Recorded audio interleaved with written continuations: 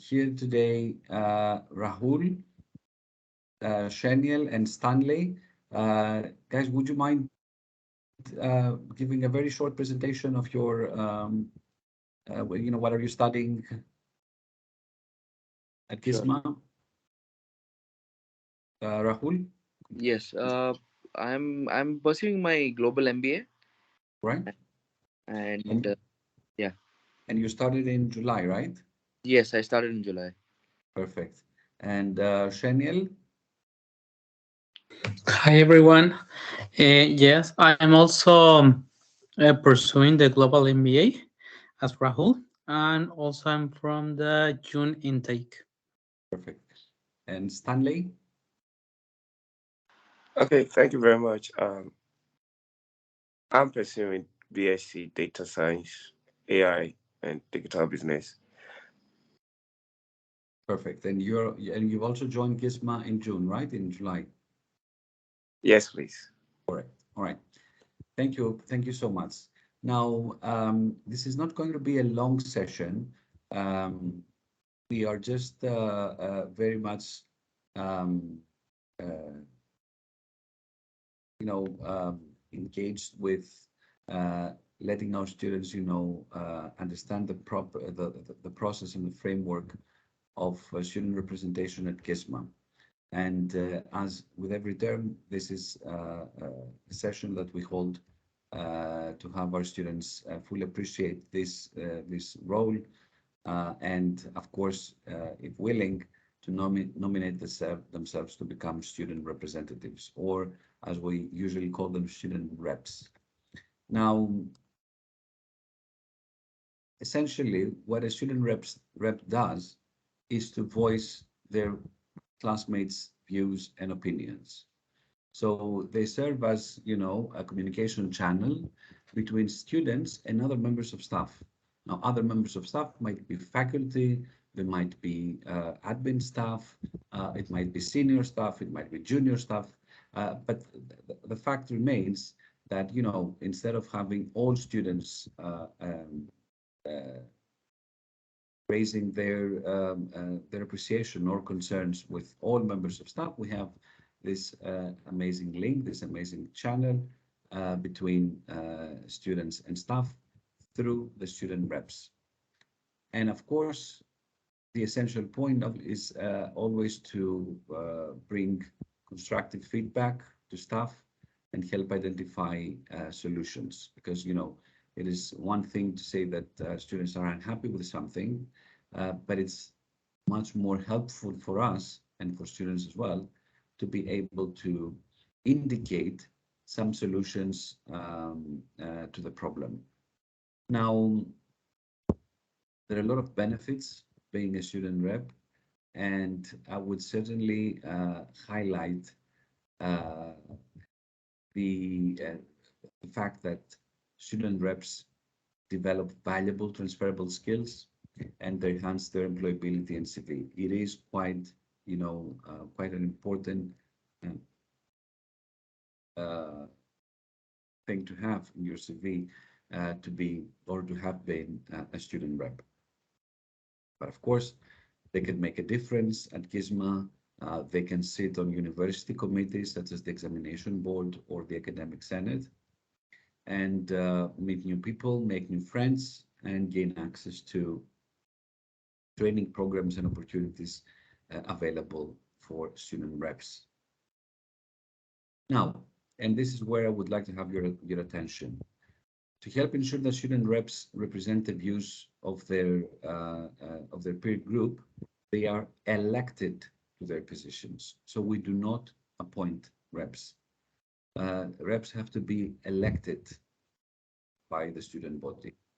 Elections take place by week 7 or 8 of its term, so the elections would take place next week via an online nomination and voting process, and the tenure is usually for 1 year or until their course ends, whichever is sooner. And there's always one per program per intake. So you may, for example, our global MBA students may know that there's already a class rep. It's Harry from October. intake. I do not remember the January and April, forgive me for that.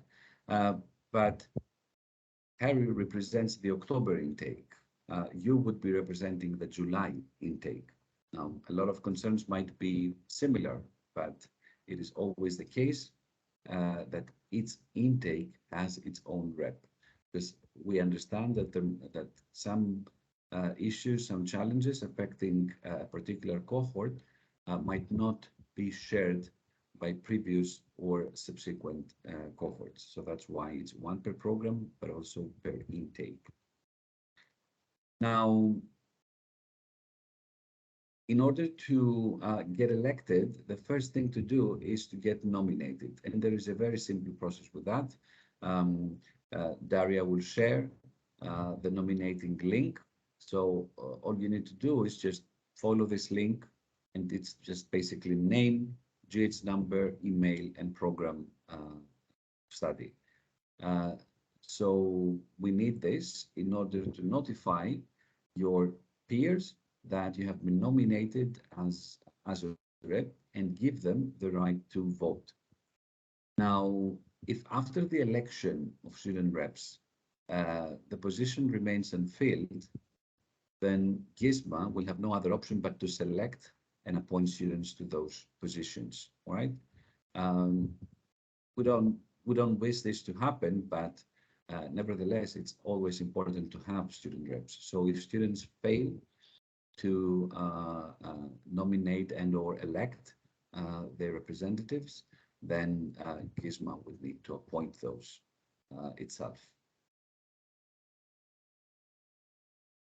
Now, campaigning is a very creative and very fun part of the process. So, but there are some rules. Obviously, you can persuade and you can try to reach out to students, to fellow peers in order to get elected. But naturally, no campaigning can take place before August 29. And you may not be endorsed by student groups or utilize influencers. So it's an in-house process. So it's an in-campus, an in-university process. So no influencers would be welcome. And it should remain expenses free. So you cannot buy any Facebook or any other form or advertising, nor can you reference any other candidate and candidate's personal traits or character, misrepresent another candidate's religious, political, or other views or action, intimidate anyone, deliberately sabotage or campaign, other than their own, and deface any campaign materials of another candidate. Now, these are all quite extreme things to happen, but nevertheless, it's just for setting down the rules of thumb for campaigning. Now, let's look into the student rep tasks. You should interact and consult with classmates to identify views on their experience, inform lecturers and admin staff of students' views. Third and foremost, you should attend and participate in program committee meetings, examination boards, the academic senate, and any other meetings as appropriate. So one very principal process that we have at GISMA is that every term we issue an anonymous questionnaire, but on top of that, we hold the so-called student staff liaison committees, the SSLCs, with reps from all programs. This is quite a meaningful process whereby you are required to collect the feedback from your peers and present it to the student staff liaison committee, which features the GISMA presidency, the director of quality, the GISMA academic registry, student services, faculty members, and of course other student reps. So it's a plenary session where we want you to be empowered and informed enough to ask for changes at GISMA and echo any concern that has been shared by your classmates. Right, and when this is over, it's obviously all about giving feedback to students on any developments that have been raised. Now, what can you engage with? Practically everything: curriculum, learning resources, teaching process, feedback, progression, guidance, quality enhancement. So all aspects of your academic or student experience can be dealt with insofar as your student reps. What you do not deal with is formal procedures, so there cannot be any appeal or extenuation or disciplinary hearing affected by any student rep. Disputes between individuals are beyond the scope of responsibilities of a student rep. Financial and funding issues that again is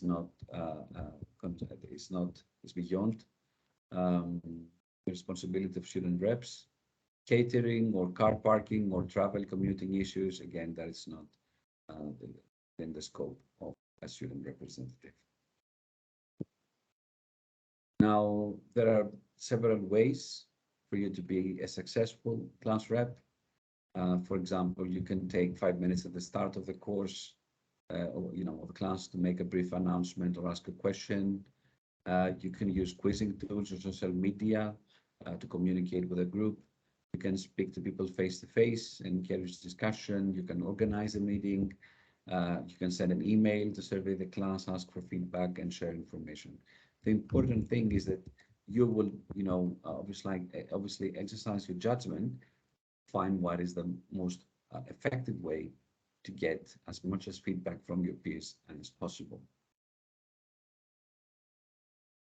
There are some do's and don'ts that are important to share.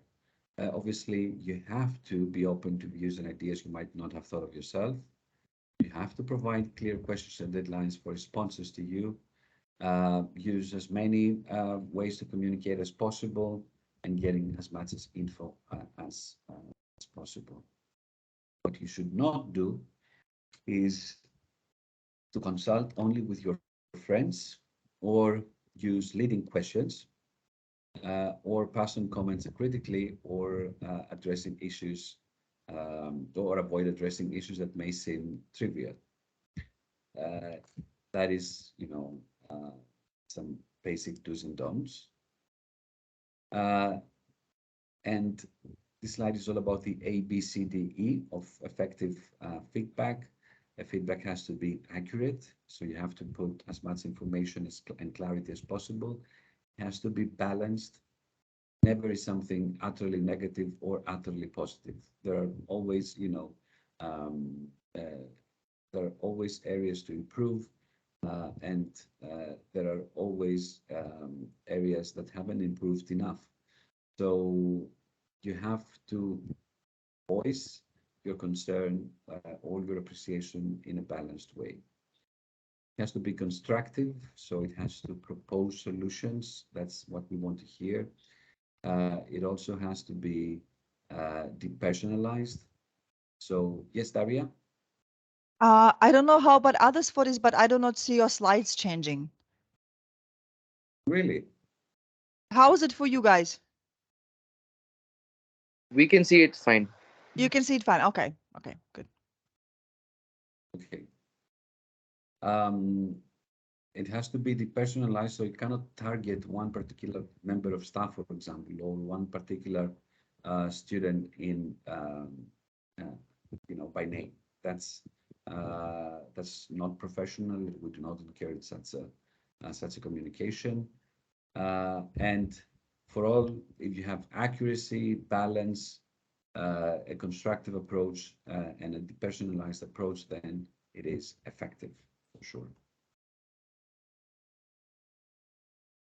Now, there's always a circle in these matters. You have to identify issues, research into the issues, present those issues, solve, and give feedback. This is how we say that the loop is closed. No, we don't want just to raise something. We want to action on that, and we want proper and transparent communication to come forward between students and staff. Now, at GISMA, we have the program committee meetings, which I've already covered, the examination board and the academic senate. These are official bodies of the university. where student representatives are invited. Now, for the current academic year, these positions have already been filled, but it may be the case that you can be that you are invited into the next round, which will begin in October 2022. Right? The examination board is the body which confirms marks and any appeals or extenuations or academic misconduct cases, and of course, admits students to the master's thesis or confirms their graduation, etc. So it's a very important body within GISMA, and the academic senate is the top body within GISMA, responsible to issue academic policy and organizational guidelines. So the presence of student reps into those bodies is a testament as to how important we deem their contribution. I'm sure you all know the etiquette in participating in meetings. You have to be on time, polite, listen to other views and opinion, consider people's ideas even if you disagree, bring constructive feedback, contribute to developing solutions, write down notes, etc.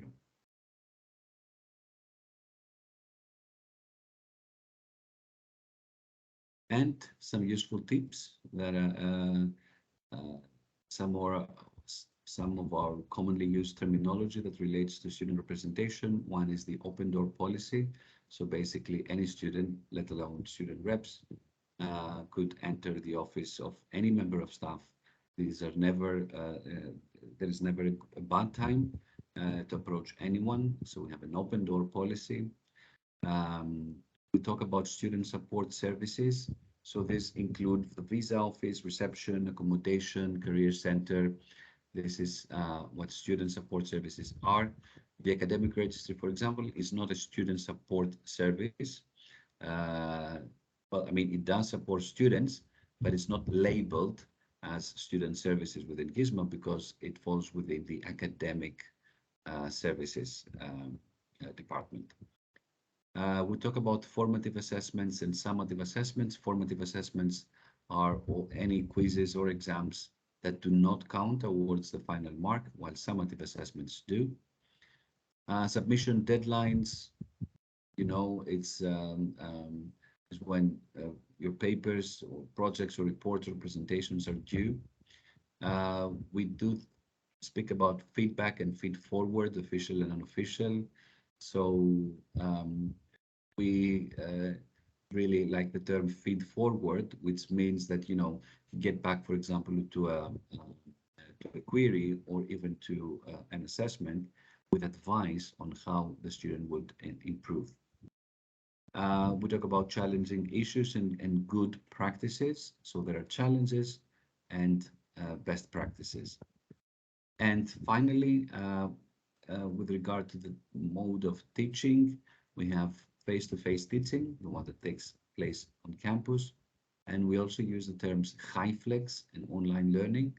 HyFlex means that, you know, the same session that is taking place face-to-face can be broadcasted live, so the students who are still, for example, in their home countries can join remotely. And there's also online learning. We have some students choose to participate in a course online, and these are usually students who are attending a course on a part-time basis and are never expected to come to campus. So apologies if I've overloaded you with information. I think that you may have been already familiar with such a framework, but I will leave now as much time as you wish to answer questions and respond to any queries. But let me first ask a question to all students who join. Has anyone, either Rahul or Anbachagan, Shaniel or Stanley, ever been a student rep before, or are you familiar with the system of student reps in your past academic experience? Hi, Professor Fortis. Thank you so much for the session. And yeah, well, to quickly answer your question, uh, so it was 9, 10 years before that I finished my undergraduation, right? So looking back at those days, uh, I have been a representative not for the class but for the extracurricular activities, I would say. I must say that I did enjoy doing it because it was extracurricular, very honestly.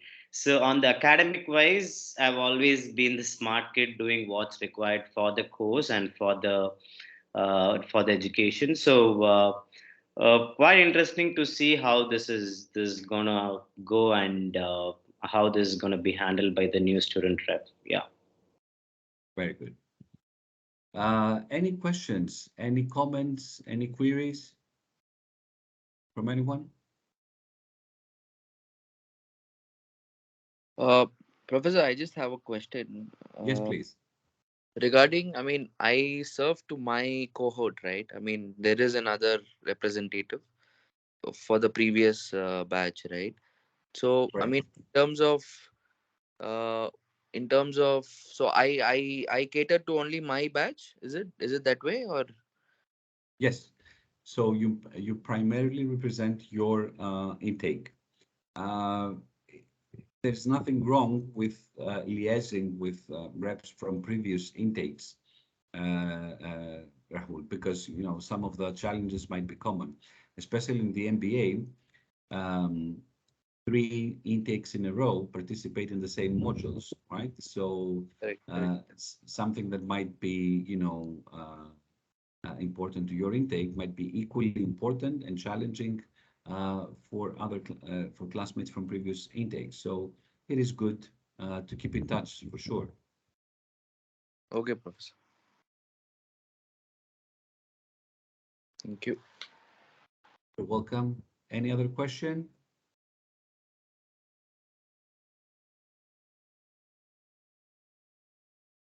Seems not. Well, I mean, we will upload this presentation on Canvas anyway. And of course, if there's any question that you would like to put in writing, just email me directly or Daria in the academic registry, and we'll get back to you ASAP. Just a small note that the nomination begins as of now. So the link is out there. So if any of you is interested, and we strongly encourage you to nominate yourselves as student reps. It's a very simple process. All you need to do, it takes literally 1 minute. All we need is to record your name so that we can put this forward to other students to elect. Now, I would put this, I would place a nomination deadline of Wednesday, 9 p.m. so that we can hold the elections on next Friday. Okay, so Daria, please also relate this deadline to students to nominate themselves. Yes, absolutely. All right, everyone. Thank you so much. And all the best. Have a lovely weekend. Thank you all. Thank you. you. Thank you so Thank you. much, Professor. Bye-bye. Bye-bye.